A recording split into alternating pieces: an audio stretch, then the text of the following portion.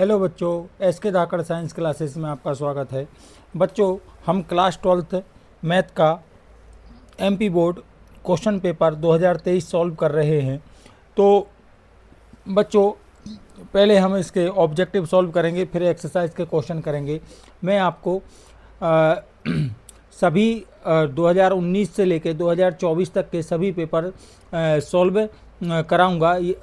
आप यदि इनको कंप्लीट करते हैं तो आपके 90% इनके क्वेश्चन आने की संभावना होती है। तो देखिए 90 से 95% इनकी संभावना होती है। तो हम सभी क्वेश्चन सॉल्व करेंगे। तो आपको ध्यान से समझना है, और यदि कोई डाउट रहता है तो आप कमेंट्स के ज़रिए हमें बता सकते हैं। चलिए आइए बच्चों, देखते हैं। देखिए, क्वेश्चन पेपर है आपका 2023 का। ये जो क्वेश्चन पेपर है इसको हम सॉल्व कर रहे हैं। क्वेश्चन पेपर है ये मैथमेटिक्स 12th क्लास। तो बच्चों देखिए, फर्स्ट में हम ऑब्जेक्टिव सॉल्व करेंगे। तो ऑब्जेक्टिव टाइप क्वेश्चन आते हैं। पहले तो हम इसमें बात करते हैं कि कैसे कैसे क्वेश्चन आते हैं। बच्चों, यहाँ पर लिखा all the question are compulsory. सभी क्वेश्चन करना अनिवार्य है, सॉल्व करना अनिवार्य है। सब question of number 1 to 5 carry 1 marks. यहाँ पर जो क्वेश्चन हैं आपके चूज़ द करेक्ट, वो 1 से आपके 5 तक हैं, और ये 1 मार्क के एक अंक के हैं। फिर उसके बाद क्वेश्चन नंबर 6 से 15 तक 2 मार्क्स के क्वेश्चन रहेंगे आपके। और यहाँ पर क्वेश्चन नंबर 16 से 19 तक के 3 मार्क्स के, और क्वेश्चन नंबर 20 से 23 तक 4 मार्क्स के क्वेश्चन रहते हैं। इस तरह से ये पैटर्न बनता है आपका एमपी बोर्ड का। तो देखिए बच्चों, हम ऑब्जेक्टिव टाइप क्वेश्चन सॉल्व करेंगे। तो देखिए यहाँ पर लिखा है चूज़ द करेक्ट। हमें ये 6 क्वेश्चन दिए हैं, इनके चूज़ द करेक्ट दिए हैं आपको। यहाँ पर ABCD में हमें इसका आंसर देना है। तो देखिए बच्चों, यहाँ पर लिखा if A is a square matrix of order 2 into 2, then mod of 5A equal to, यह किसके इक्वल होगा? इनमें से हमें ऑप्शन बताना। तो देखिए बच्चों, हम इसको सॉल्व करके देखते हैं। तो देखिएगा, सबसे पहले हम बात करें तो सबसे पहले हम देखिए वैसे तो इसका कॉन्सेप्ट होता है क्वेश्चन नंबर 1 का। क्वेश्चन नंबर 1 का फर्स्ट ऑप्शन की बात कर रहे हैं हम, फर्स्ट में बात कर रहे हैं। तो देखिएगा, यदि यहाँ पर क्या लिखा है, एक मैट्रिक्स है, कितने बाई कितने का है? 2/2 का है। मान लीजिए ये मैट्रिक्स हो गया। यह मैट्रिक्स कितने बाई कितने का? 2/2 का है। तो हम सपोज इसको एज्यूम कर लेते हैं, मान लो 1 2 3 4, ये हमने एज्यूम कर लिया। तो देखिएगा, इसमें हम क्या करेंगे, ये मैट्रिक्स है। अब इसका मॉड निकालेंगे। मॉड का मतलब है इसका, हम इसको डिटर्मिनेंट में लिखेंगे। डिटर्मिनेंट में लिखेंगे मतलब सारणिक में लिखेंगे। सारणिक में लिखेंगे तो कुछ इस तरह से बन जाएगा 1 2 3 4। अब बच्चों, हमें यहाँ पर क्या करेंगे, इसका प्रसार करते हैं, एक्सपेंडिंग करते हैं। तो यहाँ पर क्रॉस मल्टीप्लाई करते हैं और बीच में माइनस लेते हैं। तो 4 का 1 में मल्टीप्लाई 4 हो जाएगा, और इसका इसमें मल्टीप्लाई करेंगे तो 3 2 जा 6, मतलब माइनस का 2 आया। ठीक है। अब यदि यहाँ पर बोला गया, देखिए 5, यदि हम इन दोनों में 5 का गुणा करते हैं दोनों साइड, तो 5A आ जाएगा। 5A बराबर क्या हो जाएगा? 5, और यहाँ पर आ जाएगा 1 2 3 4। गुणा करने पर आ जाएगा 5A बराबर क्या हो जाएगा? 5 एकम 5, 5 दूनी 10, 5 दिया 15, और 5 चौके 20, ऐसा हो जाएगा। अब यदि हम इसका भी प्रसार करें ना, तो मॉड ऑफ 5A बनेगा। मॉड ऑफ 5A का मतलब है, इसका प्रसार करेंगे तो यहाँ पर आ जाएगा 5 10 15, और यहाँ पर है 20। डिटर्मिनेंट में लिखेंगे, सारणिक में, और प्रसार करेंगे तो बच्चों यहाँ पर देखो 5 दूनी 10, 100 आ जाएगा। और यहाँ पर आ जाएगा बच्चों कितना? 15 दम का 150, मतलब माइनस का 50 आ जाएगा अपना आंसर। माइनस का 50 आ गया। अब आप देख पा रहे हैं यहाँ पर तो यहाँ पर आंसर आपका कितना आ गया? 150, मतलब -50 आ गया। अब देखिएगा बच्चों, यहाँ पर हम सिंपल सी बात कर रहे हैं कि यहाँ पर इसको लिख सकते हैं 50 को हम लिख सकते हैं 25 इंटू माइनस का 2 भी लिख सकते हैं, या 25 को लिख सकते हैं 5 का स्क्वायर इंटू माइनस का 2। -2 और -2 किसका मान आया, मॉड ऑफ ए का आया। तो मतलब हम यहाँ पर लिख सकते हैं 5 की पावर 2 इंटू मॉड ऑफ ए भी लिख सकते हैं। इसका मतलब है 5 मॉड ऑफ 5a का मान किसके इक्वल आया, 5 के स्क्वायर इंटू मॉड ऑफ ए के इक्वल आया। इसका मतलब यह हुआ बच्चों कि देखिए कभी भी कोई भी मैट्रिक्स है, ए जो है मैट्रिक्स है आपका, ठीक है, स्क्वायर मैट्रिक्स रहेगा, हमेशा डिटर्मिनेंट में लेंगे, मतलब सारणिक में लेंगे तो square matrix n into N का है ये मैट्रिक्स, है ना। तो यहाँ पर क्या होगा, जब हम इसका देखो कहने का इसका मॉड्यूलस मतलब जैसे के कोई नंबर है, के कोई नंबर है, इसका सारणिक निकालेंगे, के इंटू ए का सारणिक निकालेंगे तो वो किसके इक्वल आएगा, वो आएगा के की पावर n मॉड ऑफ ए के इक्वल आएगा। मतलब यहाँ पर यदि n इंटू एन का है ना, तो यदि k का गुणा करके यदि k को हम बाहर लेंगे ना, तो k पे जितने ऑर्डर का है ना, 3/3 का है तो 3 की घात लगेगी, 2/2 का है तो 2 की घात लगेगी, तो n/n का है तो n की घात लगेगी, तो k की घात n माइनस ए।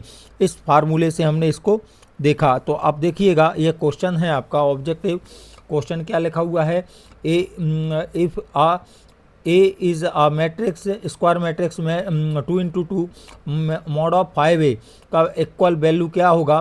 तो हमें पता है 5 को बाहर ले आएंगे, हम 5 को बाहर ले आएंगे तो ये क्या हो जाएगा, 5 का स्क्वायर मॉड ऑफ ए के इक्वल, मतलब 5 का स्क्वायर क्या बन जाएगा,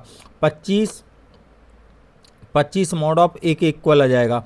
तो इसका ऑप्शन ये सही रहेगा।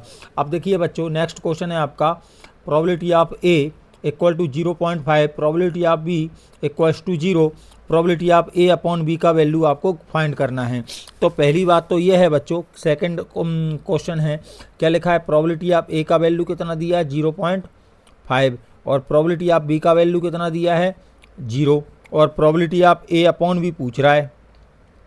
तो यहाँ पर बच्चों ए अपॉन बी का मतलब यह होता है, ऊपर जो है ना वो मतलब उसको हम फाइंड करना चाहते हैं, वो प्रोबेबिलिटी ज्ञात करना चाह रहे हैं, और बी अपॉन में जो है ना बटे में जो लिखी है वो कंप्लीट हो चुकी है, मतलब वो घटित हो चुकी है।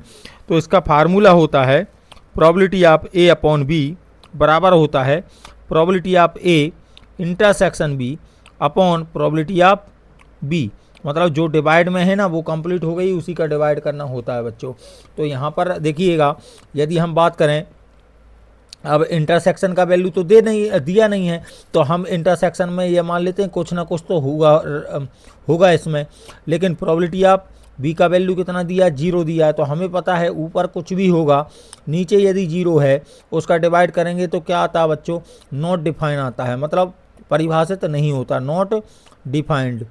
तो हमें यह पता चल गया कि मतलब इसका आंसर क्या आएगा, अपरिभाषित आएगा, ठीक है, क्योंकि बटे में कोई भी नंबर का भाग लगाते हैं तो वह क्या आता है, नॉट डिफाइन आता है। तो इसका आंसर क्या आएगा बच्चों, नॉट डिफाइन, ये वाला ऑप्शन आएगा।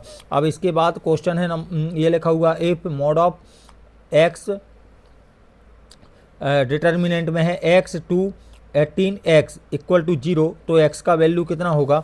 तो हम इसको बच्चों क्या करेंगे, सॉल्व कर लेंगे। क्या लिखा हुआ है, हमारा वैल्यू लिखा हुआ है x 2 और 18 और x इक्वल टू क्या है 0 है, एक्सपेंड कर रहे हैं, प्रसार कर रहे हैं, तो हमें पता है क्रॉस मल्टीप्लाई करते हैं, x का x में गुणा करेंगे कितना आएगा बच्चों, यहाँ पर आ जाएगा x स्क्वायर हो जाएगा, और यहाँ पर 18 का 2 में गुणा करेंगे तो 18 दूनी 36 बराबर 0, बीच में क्या आता है माइनस आता है। तो इसको हल करेंगे तो यहाँ पर हो जाएगा x स्क्वायर बराबर 36, x का मान निकालेंगे तो स्क्वायर को उधर ले जाएंगे तो x इक्वल टू आ जाएगा +-6।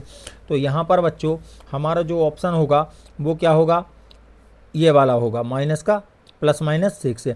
अब देखो बच्चों नेक्स्ट क्वेश्चन दिया है, in the function f R to R given by F of x equal to 5x, आपको बोला गया है f इज़ 1 1 ऑन 2, मतलब f जो है एककी आच्छादक है। सेकंड ऑप्शन है बच्चों,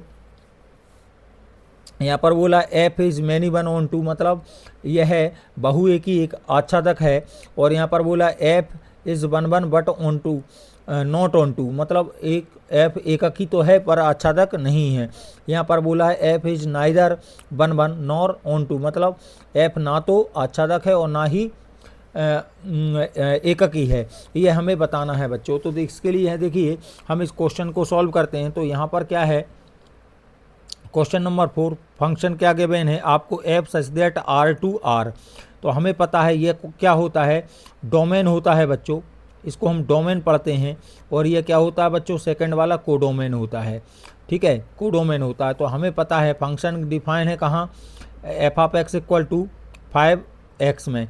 तो हम जनरली इसी बात जनरल भी बात कर सकते हैं कि मान लीजिए दो ग्रुप हैं, ये ग्रुप हो गए आपके, ये भी ग्रुप हो गया, यहाँ पर ये भी आर है और ये भी आर है, ये भी रियल नंबर है। तो 0, -1, -2, -3 ऐसे लिख दिया।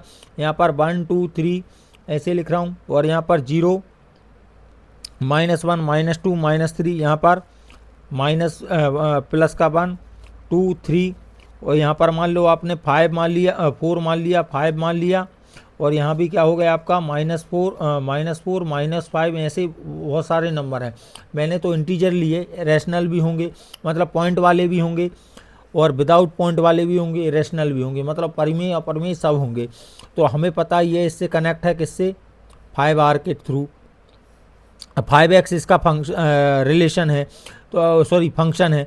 तो फंक्शन में हम बात कर रहे हैं, तो x की जगह यदि हम 0 डालेंगे तो 5 का x में गुणा तो 0 आ जाएगा। तो 0 का 0 आ गया। एक का वैल्यू क्या बनेगा, एक का वैल्यू बनेगा 5, क्योंकि ये 5 से टकराएगा। ऐसे ही 2 का वैल्यू आ जाएगा 10, तो 3 का वैल्यू 15। और यहाँ माइनस की बात करेंगे तो -5 आ जाएगा, -2 आ जाएगा और -15 आ जाएगा। ऐसे ये बढ़ता जा रहा है। तो हमें पता है एक का एक से रिलेशन बन रहा है, मतलब ये फंक्शन कैसा है, 1 है। मतलब एफ क्या हो जाएगा, एफ इज़ 1 एकक ही हो जाएगा। दूसरी बात यह है कि यदि हम यहाँ पर क्या करें कि हमें पता है, देखो यहाँ पर हर एक वैल्यू जो भी है, हर एक का आंसर यहाँ पर मिल रहा है फंक्शन में। दूसरी बात यह है कि यहाँ पर देख सकते हैं आप कि यहाँ पर इसको ऐसा भी कर सकते हैं कि F of x equal to क्या है, F of x equal to by मान लिया आपने, तो बाय मान लिया, तो एफ ऑफ एक्स का वैल्यू है 5x, तो इक्वल टू बाय हो जाएगा। एक्स का वैल्यू निकालेंगे तो क्या हो जाएगा बच्चों, 5/5 हो जाएगा। मतलब बाय का वैल्यू यहाँ से डालेंगे, इसमें डालेंगे तो एक्स का हर एक वैल्यू का आंसर मिल जाएगा, ठीक है। नेगेटिव रखोगे तो नेगेटिव आंसर मिलेगा, पॉजिटिव रखोगे तो पॉजिटिव आंसर रहेगा। इसमें कभी भी 1/0 की या इनफाइनाइट की या नेगेटिव नंबर्स की प्रॉब्लम नहीं आ रही है। तो इसका मतलब ये फंक्शन कैसा है, ऑन टू फंक्शन भी होगा। तो इसका मतलब है यहाँ पर फंक्शन क्या हो जाएगा, 1 ऑन टू, मतलब एफ वाला पहला फंक्शन पहला ही आंसर रहेगा, एफ इज़ 1 ऑन टू। दूसरे शब्दों में आप इसको ऐसे भी चेक कर सकते हैं कि मान लो आपने 1 के लिए चेक कर सकते हैं मेथड के through, x, y belongs to आपने क्या मान लिया, r, देन क्या होना चाहिए, F of x equal to क्या आना चाहिए, एफ ऑफ वाई आना चाहिए। तो एफ ऑफ एक्स का वैल्यू क्या है बच्चों अपना 5x है, और एफ ऑफ वाई का वैल्यू 5y बन जाएगा। 5 से 5 उड़ जाएगा, x बराबर y आया, मतलब F of x equal to F of Y लेके चले थे और x इक्वल टू वाई आ गया। इसका मतलब क्या होता है बच्चों, एफ इज़ 1 एफ जो है क्या है, 1 फंक्शन है। ऑन टू की बात करें तो F of x equal to क्या मान लिया बच्चों, बाय मान लिया। तो हम क्या कर रहे हैं, बाय वैल्यू रख रहे हैं, तो यहाँ पर आ जाएगा 5x इक्वल टू बाय हो जाएगा, मतलब x इक्वल टू क्या आ गया, बाय/5। अब हम क्या करेंगे बच्चों, बाय की जगह कोई भी मान रख सकते हैं, मतलब बाय का वैल्यू एवरी, मतलब सभी, बाय बिलोंग्स टू आर के लिए, एक्स बिलोंग्स टू आर का अस्तित्व, एक्स बिलोंग्स टू आर का अस्तित्व कैसा है कि F of x equal to by, F of X का मतलब F of x equal to by मिलना चाहिए। तो बाय का वैल्यू क्या है, मतलब एक्स का वैल्यू क्या है, बाय/5 यदि फंक्शन में रखते हैं तो 5 इंटू क्या मिलेगा, बाय/5, 5 से 5 कट जाएगा, बाय मिल रहा है। मतलब रेंज और कोडोमेन कैसी आ रही हैं बच्चों, इक्वल आ रही हैं। इसका मतलब है ये फंक्शन कैसा है, 1 भी है और ऑन टू भी है। क्लियर, आई होप आपको क्लियर हुआ होगा। यह फंक्शन कैसा है आपका, 1 भी है और ऑन टू है। तो इसका मतलब है F is onto function है ना। तो फंक्शन 1 भी है और ऑन टू भी है। इस तरह से हम इस क्वेश्चन को सॉल्व करा बच्चों। अब क्वेश्चन नंबर आपका 5 है। क्वेश्चन नंबर 5 में बच्चों दिया गिवन है आपको, यहाँ पर लिखा हुआ है क्वेश्चन नंबर 5 में लिखा है टेन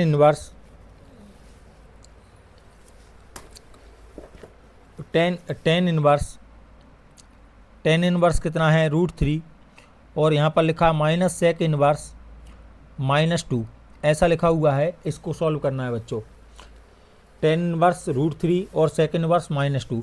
तो आपको पता है बच्चों सेक इनवर्स -x का वैल्यू क्या होता है, फार्मूले के pi minus sec inverse x होता है। मतलब यदि माइनस है ना तो माइनस को पाई में से हम क्या कर देते हैं, माइनस कर देते हैं इस वैल्यू को। ठीक है, तो यहाँ पर क्या आ जाएगा, टेन का √3 कब होता है, √3 10 में कितने का वैल्यू होता है, 60 डिग्री का। अच्छा दिक्कत आप देखो 60 डिग्री को रेडियन बदलने के लिए 60 को हम क्या लिख सकते हैं, 60 इंटू पाई/180 लिख देते हैं, तो रेडियन में चेंज करने के लिए 3 आ गया, मतलब 60 मतलब पाई/3 आएगा। तो इसका आंसर आ जाएगा कितना, पाई/3 माइनस, इसको पहले हम ऐसा लिखेंगे तो क्या बन जाएगा, पाई माइनस सेक इनवर्स 2 बन जाएगा बच्चों। और आपको पता है पाई/3 आएगा, और minus pi minus minus plus हो जाएगा। सेक इनवर्स 2 कब होता है, कॉस जो है 60 का वैल्यू 1/2 होता है, उसका उल्टा करेंगे, रेसिप्रोकल करेंगे तो क्या हो जाएगा, सेक 60 हो जाएगा, सेक 60 का वैल्यू 2 हो जाएगा। तो मतलब यहाँ पर और 60 को क्या लिखते हैं अपन, पाई/3, इसका मतलब इसका वैल्यू भी पाई/3 आ जाएगा। अब अपन एलसीएम लेंगे बच्चों, एलसीएम लेंगे तो यहाँ पर आ जाएगा कितना, 3 आ जाएगा, तो यहाँ पर आ जाएगा पाई माइनस 3 पाई प्लस का पाई, इसमें से 3 पाई में से ये जाएगा तो माइनस का पाई/3 आ जाएगा। तो ये हमारा बच्चों आंसर होगा। तो इसमें से ऑप्शन, इसका ऑप्शन हमारा क्या हो जाएगा, -पाई/3 हो जाएगा। अब चलो बच्चों आगे करते हैं, ये बहुत अच्छा क्वेश्चन है, कई बार 2 मार्क्स में भी आता है। If A cos alpha minus sine alpha cos alpha, और बोला है a + a' = i है, then the value of alpha, alpha का वैल्यू फाइंड करना है। ये 4 ऑप्शन दिए हैं। तो बच्चों देखिए हम इस क्वेश्चन को सॉल्व करके करते हैं।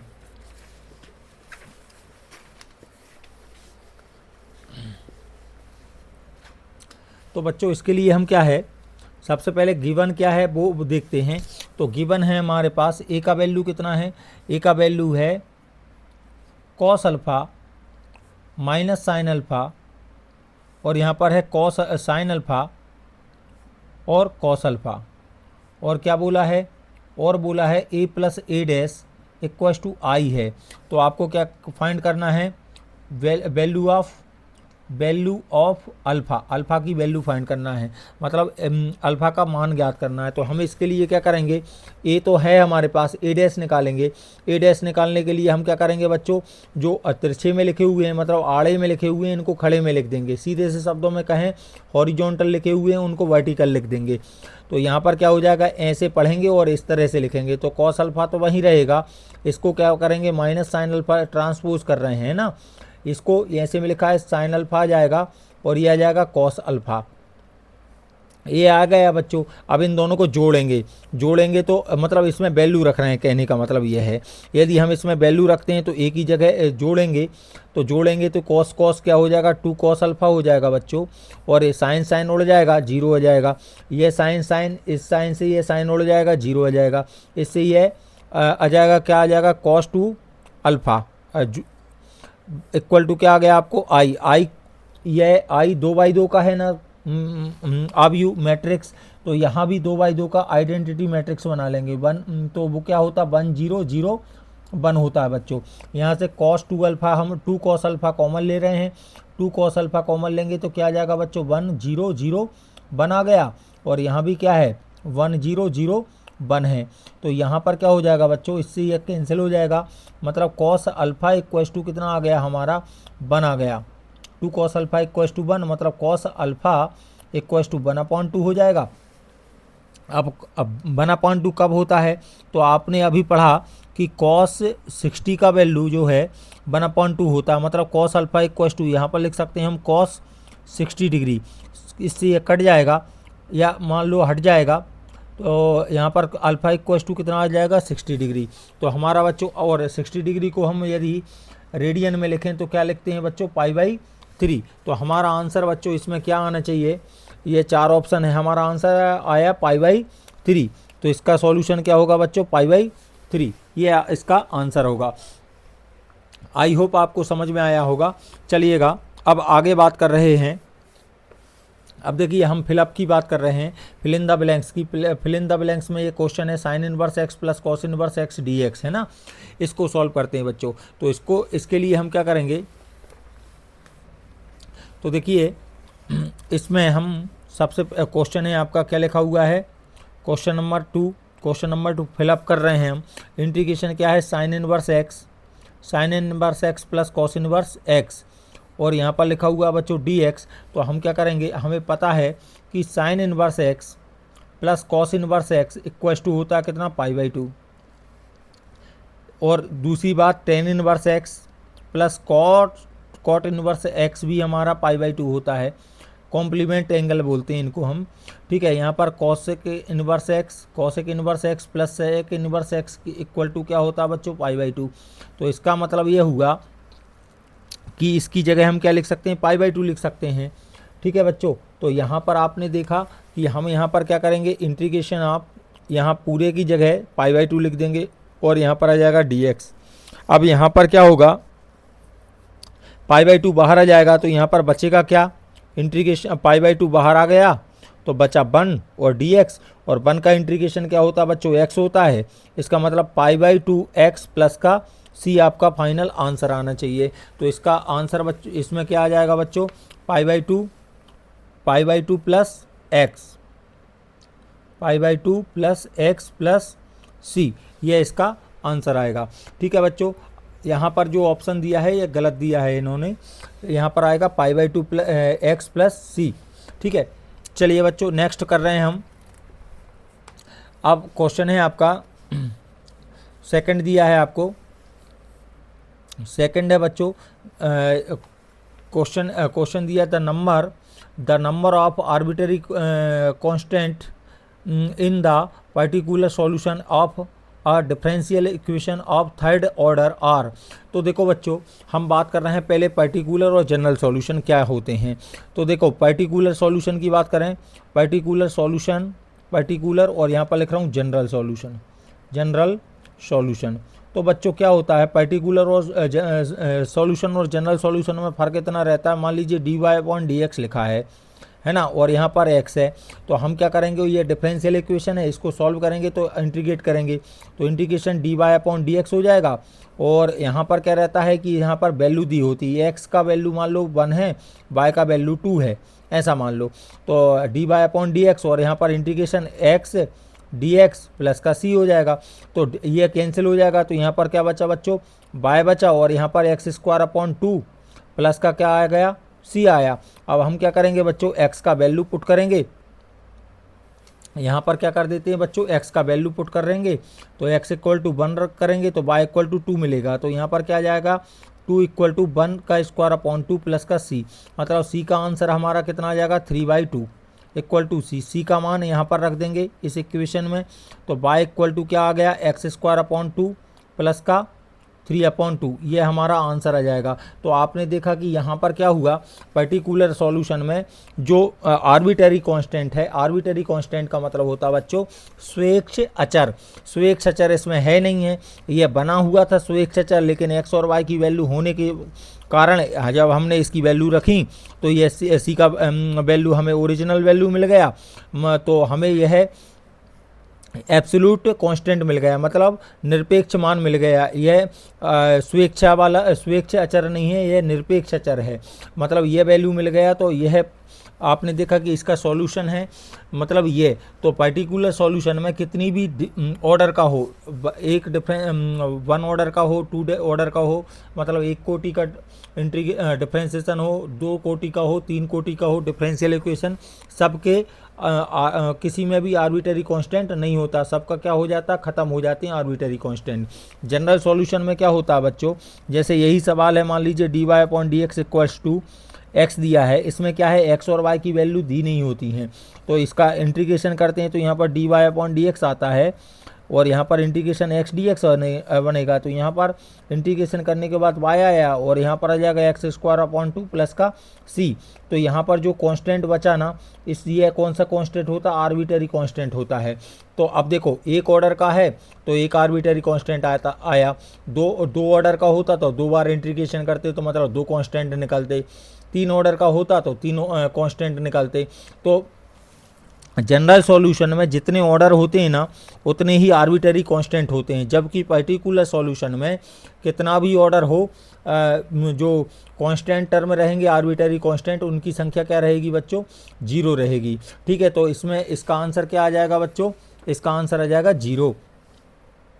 कितने आर्बिटरी कांस्टेंट आएंगे, ठीक है, मतलब यह कौन सा पर्टिकुलर सॉल्यूशन है, इसमें आर्बिटरी कांस्टेंट की संख्या कितनी आ जाएगी, 0। इसका आंसर बच्चों आएगा क्या, 0। यहाँ पर ये गलत लिखा हुआ है यहाँ पर, है ना। ठीक है, अब बच्चों आगे बात कर रहे हैं, ठीक है, क्योंकि यहाँ पर आर्बिटरी कांस्टेंट दिया है किसमें, पर्टिकुलर सॉल्यूशन में। ठीक है, तो पर्टिकुलर सॉल्यूशन में आर्बिटरी कांस्टेंट क्या होते हैं, 0 होते हैं, जबकि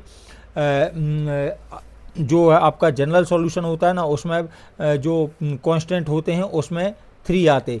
तो यहाँ पर ये मिस्टेक है ऑप्शन में, तो ऑप्शन ध्यान नहीं दीजिएगा, जो मैं करा रहा हूँ वो सही उत्तर है। ठीक है, अब आगे सॉल्व कर रहे हैं बच्चों, the vector sum of the 3 side of a triangle taken in order is.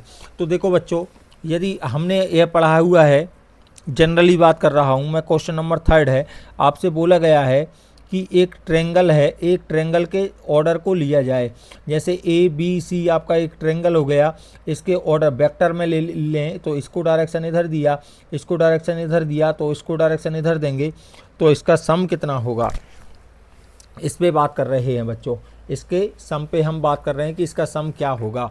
ठीक है, तो देखिएगा इसको सॉल्व करेंगे बच्चों। तो हम क्या करते हैं, सबसे पहले तो बात कर रहे हैं, हम जनरली जानते हैं कि एक ट्रायंगल होता है, यदि हम वेक्टर में बात करें तो एक ट्रायंगल, इसमें ट्रायंगल रूल लगता है। ट्रायंगल रूल क्या कहता है, ट्रायंगल लॉ, त्रिभुज नियम की बात कर रहे हैं। त्रिभुज नियम क्या कहता है बच्चों, त्रिभुज नियम कहता है कि यदि इसको इधर डायरेक्शन दिया, इसको इधर डायरेक्शन दिया, तो इसका रिजल्टेंट वेक्टर क्या होगा, यह होगा। मतलब ए से बी डायरेक्शन दिया, बी से सी दिया, तो इसका रिजल्टेंट वेक्टर ए सी होगा। मतलब A B vector plus B C vector equals to क्या आना चाहिए, ए सी वेक्टर आना चाहिए। ये कौन कहता है, त्रिभुज नियम कहता है ना। लेकिन यदि हम बात करें यहाँ पर कि यहाँ पर इसको इधर लाएंगे तो ए बी वेक्टर हो जाएगा बच्चों, यह हो जाएगा बी सी वेक्टर, और इसको इधर लाएंगे तो माइनस क्या हो जाएगा, ए सी वेक्टर इक्वल टू 0 आया। लेकिन यहाँ पर यदि वेक्टर ऐसा बन जाए, मतलब उसकी जो डायरेक्शन है उनको हम क्या करें, एक ही वे में ले जाएं, ए बी ले जाएं, बी सी ले जाएं और सी ए कर दें। तो यहाँ पर आपको पता है इस ट्रायंगल के अकॉर्डिंग ऑर्डर यदि हम सेम ऑर्डर ले लें तो यहाँ पर सी ए हमने माइनस का है, लेकिन इसका डायरेक्शन कैसा, सी से ए की ओर है, तो ये क्या हो जाएगा, सी से और, मतलब ये नेगेटिव पॉजिटिव में कन्वर्ट हो जाएगा। मतलब इसको डायरेक्शन इसकी चेंज करेंगे, सी से ए बनाएंगे तो ये माइनस का क्या हो जाएगा, प्लस। मतलब A B vector plus B C vector plus का क्या हो जाएगा बच्चों, C A vector equals to क्या आया, 0। इसका मतलब है यह है इसका आंसर है। आंसर क्या आएगा, 0 वेक्टर या 0। ठीक है, तो जब हम एक त्रिभुज की भुजाओं को क्रमानुसार मिला देते हैं, मतलब सेम ऑर्डर में ले लेते हैं, तो उनका जो सम होता है, साइड का सम, वेक्टर का सम होता है, त्रिभुज योग नियम होता है, वह क्या होता है, शून्य होता है। त्रिभुज की भुजाओं को क्रमानुसार मिलाने पर सदिश योग क्या होता है, शून्य होता है। वेक्टर सम कितना होता है बच्चों, 0 होता है। तो इसका आंसर आ जाएगा बच्चों क्या, 0। आगे क्वेश्चन है the direction question of X Y Z और रेस्पेक्टिवली, मतलब क्या होंगी इसकी डायरेक्शन क्वेश्चन, उस पर बात कर रहे हैं बच्चों।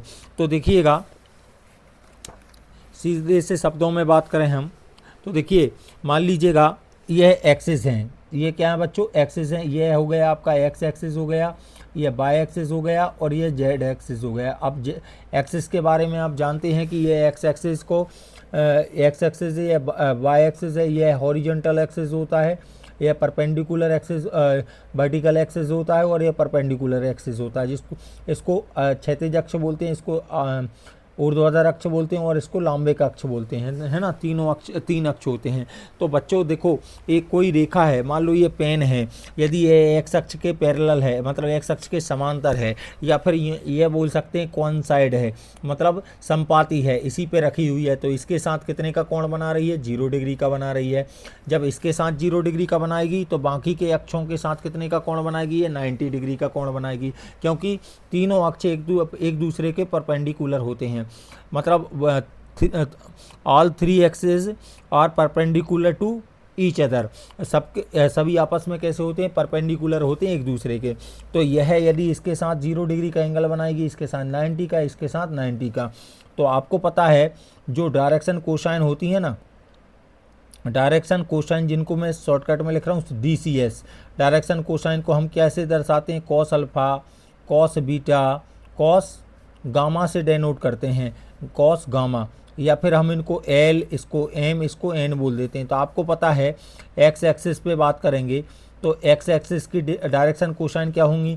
एक्स अक्ष खुद के साथ में कितने का एंगल बनाएगा? 0 डिग्री का, तो यहाँ पर आ जाएगा कॉस 0, और वाई एक्सिस के साथ में 90 डिग्री का, मतलब कॉस 90, और जेड अक्ष के साथ में 90 डिग्री का, तो कॉस ये भी 90, तो कॉस 0 का वैल्यू 1 होता है, कॉस 90 का वैल्यू 0, और कॉस 90 का वैल्यू 0, तो इसकी डायरेक्शन कोसाइन हो जाएंगी 1 0 0। इसी तरह से यदि हम वाई एक्सिस की बात करें तो वाई एक्सिस खुद के साथ में 0 डिग्री का एंगल बनाएगा और अदर के साथ में 90 का बनाएगा, मतलब इसकी डायरेक्शन कोसाइन क्या हो जाएंगी बच्चों? इसकी हो जाएंगी कॉस 90, कॉस 0, और इसका हो जाएगा कॉस 90। इसका मतलब ये हुआ, यहाँ पर आ जाएगा 0 1 0। सिमिलरली यदि जेड एक्सिस की बात करें तो जेड एक्सिस के साथ भी वैसा ही होगा, खुद के साथ में तो 0 डिग्री का कोण बनाएगा, बाकी के साथ में 90 का, मतलब कॉस 90, और ये भी कॉस 90, और ये आ जाएगा कॉस 0। इसका मतलब इसकी डायरेक्शन कोसाइन हो जाएंगी 0 0 1, इसकी दिक्कोजाएँ हो जाएंगी 0 0 1। ठीक है, तो इनकी दिक्कोजाएँ सभी की क्या हो जाएंगी? इसकी दिक्कोजाएँ हो जाएंगी एक्स एक्सिस की 1 0 0, इसकी 0 1 0, और इसकी 0 0 1। इस तरह से ये दिक्कोजाएँ आ जाएंगी 3। ठीक है, इसमें भी यही दिया है हुआ है, मतलब ये इसका ऑप्शन सही है ये वाला। तो देखिए आगे कर रहे हैं बच्चों, तो इसके बाद क्वेश्चन है integration of e power x f of x plus f dash x। यह एक फार्मूला ही होता है इंटीग्रेशन में, जहाँ पर f ऑफ x एक फंक्शन है और उसका इसका डिफ्रेंसिएशन करते हैं तो बच्चों क्या आता है? f डैश x आता है। जब डिफ्रेंसिएशन और उसका मतलब कोई फंक्शन और उसका डिफ्रेंसिएशन उसी में प्रेजेंट होता है तो इसका आंसर क्या आता है बच्चों? e पावर x तो आएगा ही, यहाँ पर f ऑफ x फंक्शन आता है, साथ में कौन आता है? प्लस का c आएगा। मतलब यहाँ पर देखिए इनका हम इंटीग्रेशन करते हैं तो इसको यदि हम इसको क्या करेंगे? इसका डिफ्रेंसिएशन करेंगे तो ये मिलेगा, और इसका इंटीग्रेशन करेंगे तो ये मिलेगा। ठीक है, तो इसका आंसर होता है बच्चों e power x f of x plus c। आगे क्वेश्चन कर रहे हैं बच्चों, क्वेश्चन नंबर 6 है y equal to integration under root E power root X, X का वैल्यू 0 से बड़ा, एक्स का वैल्यू 0 से बड़ा क्योंकि तभी यह डिफाइन होगा 0 से बड़ी वैल्यू के लिए। dy अपॉन dx ज्ञात करना है, मतलब हमें बच्चों यहाँ पर क्या करना है? हमें इसका डिफ्रेंसिएशन करना है। तो चलिए हम करके देखते हैं। यहाँ पर क्वेश्चन नंबर है हमारा 6 क्वेश्चन है बच्चों, यहाँ पर लिखा हुआ y equal to E power under root E power root X, और हमें क्या ज्ञात करना है? dy अपॉन dx फाइंड करना है बच्चों। तो हम इसके लिए क्या करेंगे? डिफ्रेंसिएशन करेंगे तो dy अपॉन dx मिलेगा, dy अपॉन dx, यहाँ पर d अपॉन dx आपको पता है कि ई पावर रूट एक्स का इंटीग्रेशन डिफ्रेंसिएशन करते हैं तो 1/2 अंडर रूट को 1/2 में लिख देंगे। तो 1/2 में लिखेंगे तो आपको पता है इसमें फार्मूला कौन सा लग रहा है बच्चों? x की पावर n इक्वल टू क्या होता है? n x पावर n-1 वाला फार्मूला लगेगा। यह वाला फार्मूला लगाएंगे तो यह 1/2 कहाँ आ जाएगा? सामने 1/2 आ गया, फिर e की पावर रूट एक्स आ गया। ठीक है, और पावर क्या आ जाएगा? 1/2 माइनस 1, एक कम हो जाएगा। अभी देखो बच्चों, रूट का करा हमने, मतलब पावर का करा तो इसको हमने x समझा, लेकिन ये एक्चुअल में x नहीं है क्योंकि e पावर रूट एक्स है। तो हम अब अगली स्टेप में इसका डिफ्रेंसिएशन करते हैं।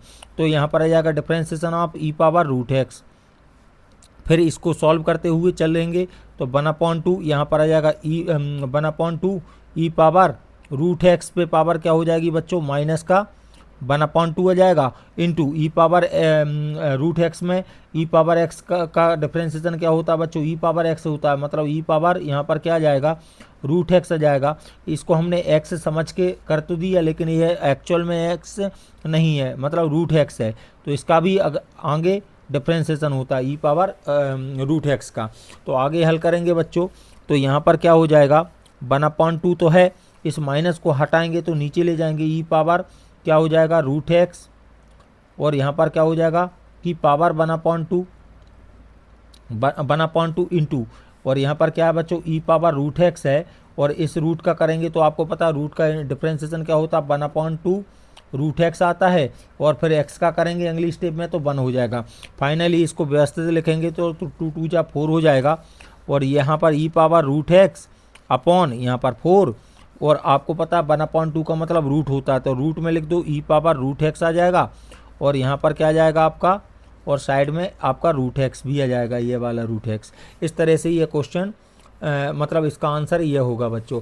तो यहाँ पर फिलअप में इसका आंसर क्या हो जाएगा बच्चों 1/4 रूट एक्स। यहाँ पर इन्होंने क्या करा है, इसका रैशनलाइजेशन कर दिया है, तो ये कैंसिल कर दिया इन्होंने, है ना। तो चाहे तो हम ऐसा कर सकते हैं ई पावर रूट एक्स अपॉन 4, यहाँ पर रूट एक्स है इंटू यहाँ पर क्या आ जाएगा, इसको हम लिख सकते हैं क्या रूट ई power root x upon root ई power root x into e root x, ऐसा लिख सकते हैं। तो इससे क्या हो जाएगा, ये दोनों यहाँ पर ई पावर रूट एक्स आ जाएगा, यहाँ पर अंडर रूट ई power root x upon 4 root x into e power root x. तो इससे ये कट जाएगा, तो आ जाएगा आपका क्या e power root x upon 4 root x, ये भी आंसर आ जाएगा बच्चों। इस तरह से हमने ये क्वेश्चन सॉल्व करा, ठीक है बच्चों। तो इस तरह से हम इस क्वेश्चन को सॉल्व करा, ये इसका आंसर होगा। चलिए अब आगे बात कर रहे हैं बच्चों, यहाँ पर लिखा हुआ है rate of change of area of circle per second with respect to its diameter R equal to R when R equal to 5 centimetre will be. मतलब इसका जब ये बोल रहे हैं कि जो सर्कल है, सर्कल का एरिया पर सेकेंड आर के रिस्पेक्ट में, त्रिज्या के रिस्पेक्ट में चेंज हो रहा है, उसका मतलब सर्कल का जो एरिया है वो पर सेकेंड के रिस्पेक्ट में 1 सेकेंड में चेंज हो रहा है, वो भी किसके, त्रिज्या के सापेक्ष चेंज हो रहा है। तो आर बराबर 5 सेंटीमीटर हो जाएगा, तो वैल्यू बताइए। तो बच्चों देखो, सर्कल का जो एरिया होता है ना, उसका सूत्र होता है A equal to pi R square, वृत्त का क्षेत्रफल पाई आर स्क्वायर। अब देखो बच्चों, ये किस में मतलब ये किसके रिस्पेक्ट में चेंज हो रहा है, ये हो रहा है बच्चों त्रिज्या के रिस्पेक्ट में। तो मैंने आपको एक कॉन्सेप्ट बताया है कि यदि त्रिज्या के रिस्पेक्ट, यदि कभी क्वेश्चन में यदि दिया है कि इसके रिस्पेक्ट में चेंज हो रहा है तो हम उसके सापेक्ष डिफरेंशिएशन करते हैं, नहीं तो हम हमेशा टाइम के रिस्पेक्ट में करते हैं। तो यहाँ पर रेडियस के रिस्पेक्ट में बोला है ना, तो हम इसका डिफरेंशिएशन रेडियस के रिस्पेक्ट में कर देंगे, मतलब D A upon D R आ जाएगा, यहाँ पर आ जाएगा 2 पाई आर, और आर का तो 1 हो जाएगा, इसलिए 2 पाई आर आ गया। अब आर का वैल्यू हम रख देंगे 5, तो D A upon D are का वैल्यू क्या बन जाएगा बच्चों, यह बन जाएगा 2 पाई इंटू 5, मतलब 10 सेंटीमीटर स्क्वायर पर सेंटीमीटर। क्यों, क्योंकि सेंटीमीटर के स्क्वायर सेंटीमीटर की ही रिस्पेक्ट में ये चेंज हो रहा है। तो हमारा आंसर बच्चों ये आ जाएगा। क्लियर, आई होप आपको क्लियर हुआ होगा। अब क्वेश्चन नेक्स्ट बात करते हैं बच्चों। क्वेश्चन दिया गया है आपको, ये कंप्लीट हो गया। अब मैच द कॉलम की बात कर रहे हैं। तो यहाँ पर बोला है derivative of sine 2x with respect to x, x के रिस्पेक्ट में साइन 2x का डिफरेंशिएशन निकालना है बच्चों। तो साइन 2x का डिफरेंशिएशन की बात करें तो यहाँ पर लिखा हुआ देखिए, क्वेश्चन नंबर 3 है आपका, क्वेश्चन नंबर 3। तो इसका पहला ऑप्शन क्या है, साइन डिफरेंशिएशन करना है हमें किसका, साइन 2x का। साइन 2x का डिफरेंशिएशन करना, पहले साइन का करेंगे तो इसको x समझेंगे, तो यहाँ पर आ जाएगा क्या, साइन का डिफरेंशिएशन cos 2x होगा, और 2x का अलग से डिफरेंशिएशन करेंगे तो 2x यहाँ आएगा। मतलब ये बन जाएगा क्या, 2x का 2 आ जाएगा, 2 और यहाँ पर आ जाएगा cos 2x, ये इसका आंसर आएगा। मतलब जो भी ऑप्शन रहेगा इसमें आ जाएगा। सेकंड क्या है बच्चों, सेकंड लिखा है उन्होंने, यहाँ पर दिया गया है इंटीग्रेशन ऑफ 10x dx, इसका इंटीग्रेशन करना है। तो बच्चों आपको पता है 10x को आप जनरली आप लिख सकते हैं integration sin x upon cos x लिख सकते हैं इसे, और dx यदि हमें पता नहीं है तो हम इस तरह से सॉल्व कर सकते हैं। तो देखिए बच्चों, हम यहाँ पर cos x इक्वल टू क्या मानेंगे, t मानेंगे। तो यहाँ पर मिलेगा माइनस का sin x और यहाँ पर आ जाएगा dx इक्वल टू dt। इसका मतलब है यहाँ पर हम वैल्यू रख सकते हैं integration minus dt upon T, ये ऐसा बन जाएगा। तो माइनस तो बाहर ले लेंगे, तो यहाँ पर आ जाएगा इंटीग्रेशन 1/t का मतलब होता है log t, और t का वैल्यू प्लस का c, और t का वैल्यू क्या होता है बच्चों, t का वैल्यू है cos x, मतलब ये आ जाएगा माइनस का log मॉड में cos x प्लस का c हो जाएगा। अब आपको पता है cos में यदि आंसर नहीं दिया है तो हमें चेंज करना पड़ेगा। वैसे तो आंसर cos में दिया है, यदि नहीं दिया होता तो हम इसको चेंज करते सेक में। सेक में चेंज करने के लिए हम लिखते माइनस log 1/, क्या लिखते बच्चों, 1/, हम इसको लिख देते क्या, सेक x प्लस का c, और आपको पता है यहाँ पर log a अपॉन b का फार्मूला लग जाता है। तो क्या होता है log a माइनस का log b होता है, log b ये वाला फार्मूला लगाते तो यहाँ पर बन जाता minus log 1 minus log sec x plus का c। तो माइनस का मल्टीप्लाई log 1 का वैल्यू 0 होता है बच्चों, तो यह हो जाता log sec x प्लस का c, यह भी आंसर हो सकता है इसका। ठीक है, तो अभी तो यह दिया है आंसर, तो यही होगा बच्चों। अब देखिए नेक्स्ट क्वेश्चन है, इसी का थर्ड वाला ऑप्शन है इंटीग्रेशन cot x dx, इसको इंटीग्रेट करना। कई बार ये ऑब्जेक्ट 2 मार्क्स में क्वेश्चन सॉल्व करने के लिए भी आ जाते हैं, तो बच्चों इनको किस तरह से सॉल्व करेंगे वो भी मैं आपको साथ साथ में समझाता जा रहा हूँ। तो देखिएगा, इसको सॉल्व करेंगे तो इसको भी वैसे ही लिखेंगे जैसे 10 को लिखा। क्या लिखेंगे बच्चों, cos x अपॉन क्या बन जाएगा, sin x और dx, और क्या करेंगे sin x को हम मान लेंगे t, sin x equal to t मानेंगे। तो यहाँ पर आ जाएगा क्या बच्चों, यहाँ पर आ जाएगा cos x dx equal to dt। इसका मतलब है इंटीग्रेशन dt अपॉन क्या बन जाएगा बच्चों, t, और 1/t का इंटीग्रेशन क्या होता है log t प्लस का c। तो यहाँ पर t का वैल्यू रखेंगे बच्चों, तो log क्या बन जाएगा, t का वैल्यू क्या है sin x प्लस का c, ये इसका आंसर ये होगा। आई होप आपको क्लियर हुआ होगा बच्चों। अब नेक्स्ट क्वेश्चन है, देखिए फोर्थ ऑप्शन है, इसमें फोर्थ ऑप्शन दिया है इंटीग्रेशन sec x dx, इसको इंटीग्रेट करना है। तो इसको मतलब देखो, वैसे तो इसका फार्मूला याद है हमें, लेकिन यदि फार्मूला नहीं है तो हम बनाएंगे कैसे।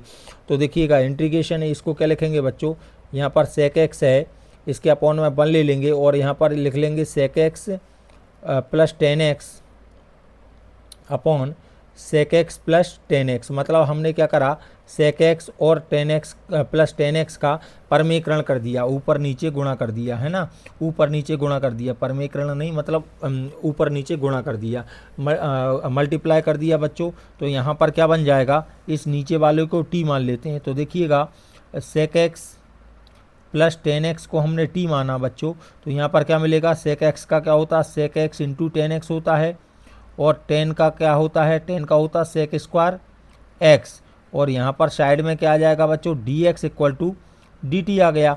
तो यहाँ से यदि आप sec x कॉमन लेंगे तो आ जाएगा sec x कॉमन लिया तो क्या बचा, sec x प्लस का 10x आया, sec x प्लस 10x आया, और dx इक्वल टू क्या आया, dt।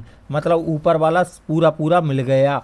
इसका मतलब हो जाएगा इंटीग्रेशन dt अपॉन t, और आपको पता है 1/t का इंटीग्रेशन क्या होता है, log t प्लस का c, और t का वैल्यू वापस देंगे तो log t का वैल्यू क्या था, sec x plus 10x plus का c, ये फाइनल इसका आंसर आएगा बच्चों। इस तरह से हमने इसको सॉल्व करा। चलिए क्वेश्चन नंबर अब इसका 5वां देखते हैं।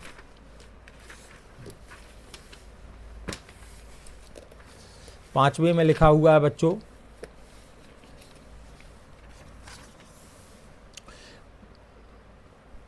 पांचवें में इसमें लिखा हुआ है इंटीग्रेशन पाँचवें है integration cosec x D x. Cosec x D x को सॉल्व कर रहे हैं तो इंटीग्रेशन क्या लिखेंगे, कॉसिक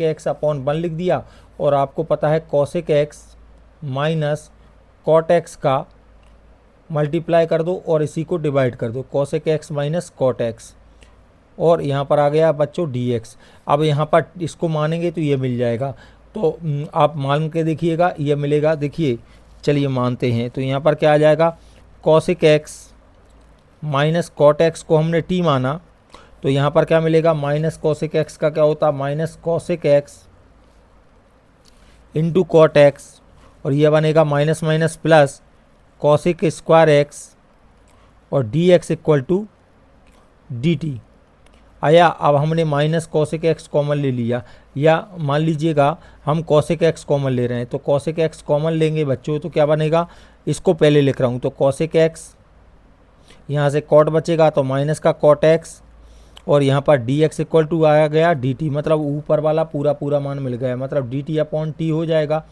और डी टी अपॉन टी का लॉग टी होता है प्लस का सी, टी का मान रखेंगे तो log cosec x minus cot x plus का क्या हो जाएगा बच्चों, सी। ये इसका आंसर आएगा। सीधे से शब्दों में बोलूं, याद रखना इन क्वेश्चनों को कॉसिक का और साइन का फार्मूला प्रूव करने का तरीका बता रहा हूँ मैं आपको, शॉर्ट मतलब ट्रिक बता रहा हूँ।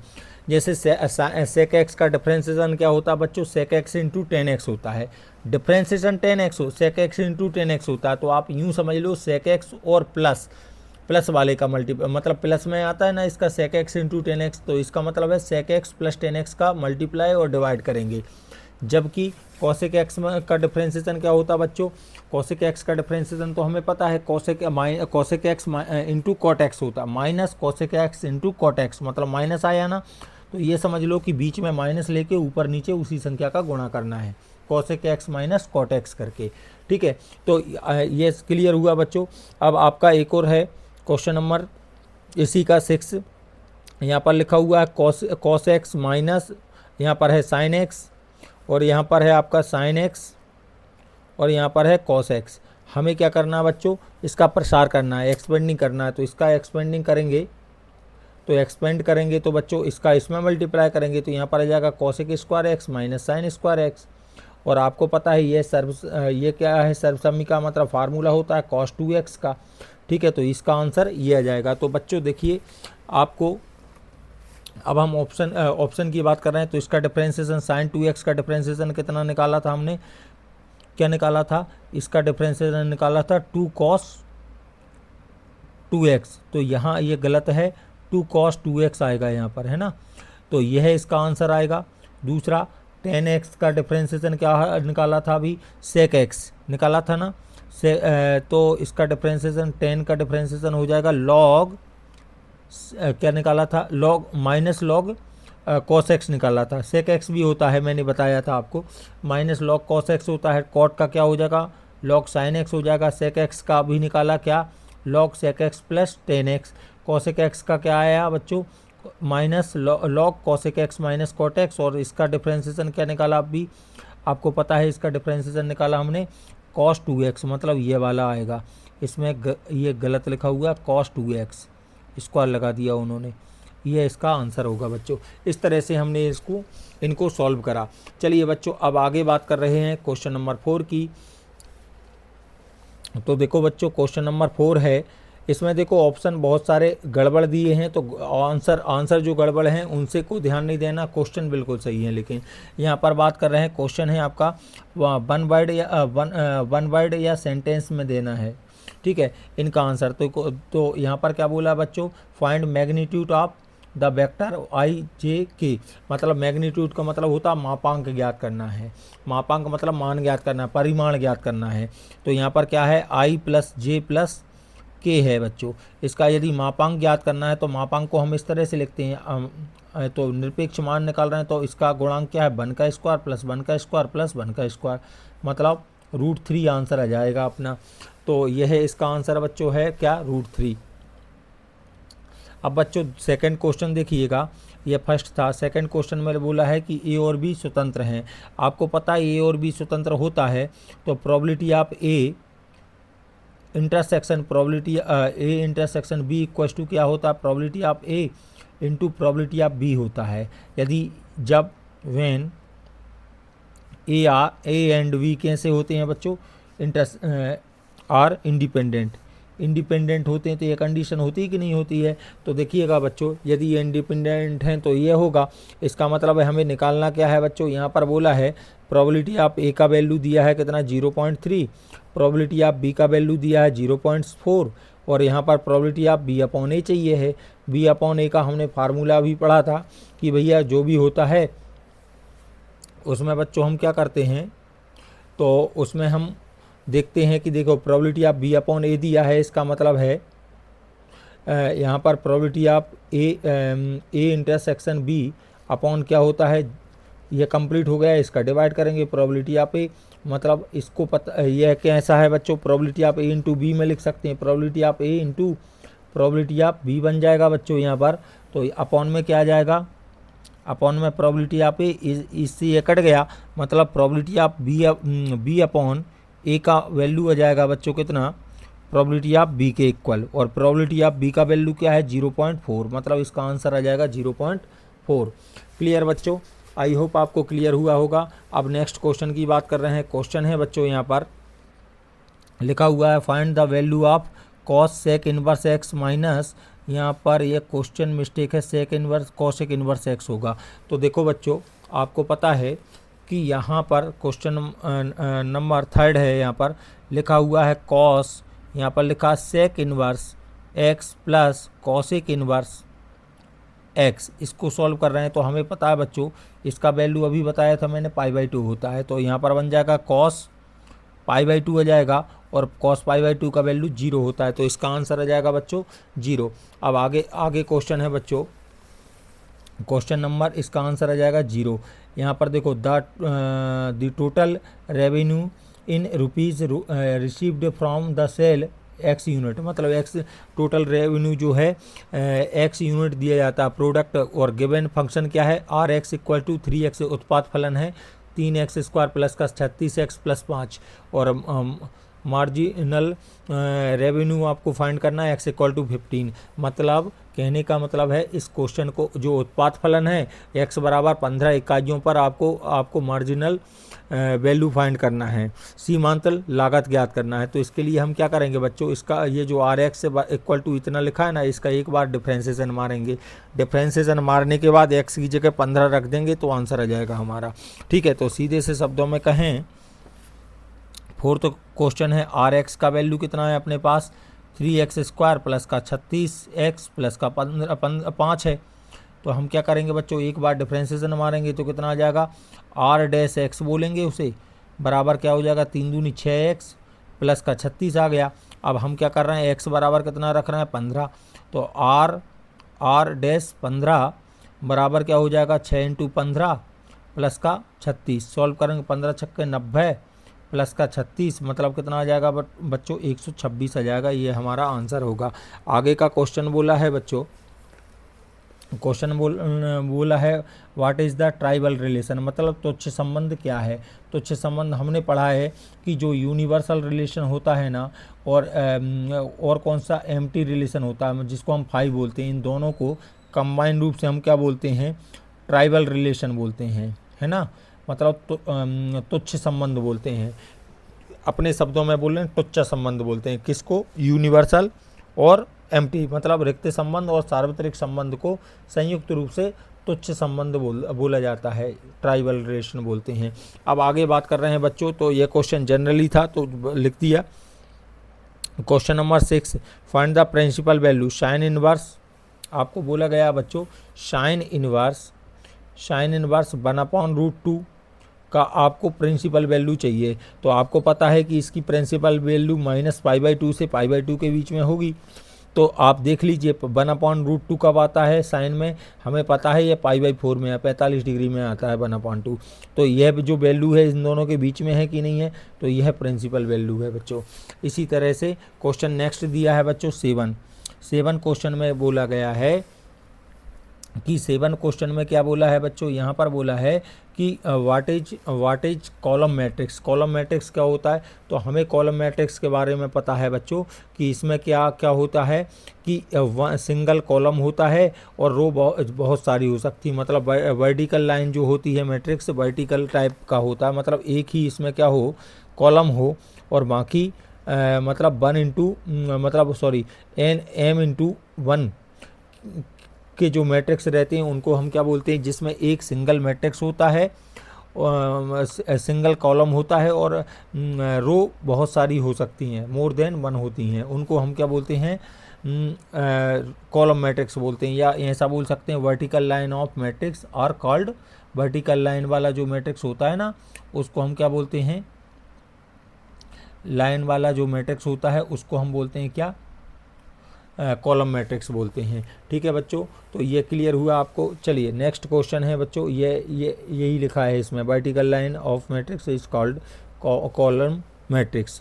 मतलब स्तंभ में आव्यूह क्या है, तो जो ऊर्ध्वाधर ठीक है रेखा में जो मैट्रिक्स होता है उसको क्या बोलते हैं, ऐसा मैट्रिक्स ऐसा आव्यूह जो ऊर्ध्वाधर रेखा हो उसे क्या बोलते हैं, स्तंभ आव्यूह बोलते हैं। अब बच्चों हम लिख रहे हैं ट्रू फॉल्स, ट्रू या फॉल्स लिखना है स्टेटमेंट के अकॉर्डिंग। यहाँ पर बोला है integrating factor of differential equation dy upon dx minus y equal to cos x, इसका इंटीग्रल फैक्टर निकालना है, मतलब समाकलन गुणक निकालना है बच्चों।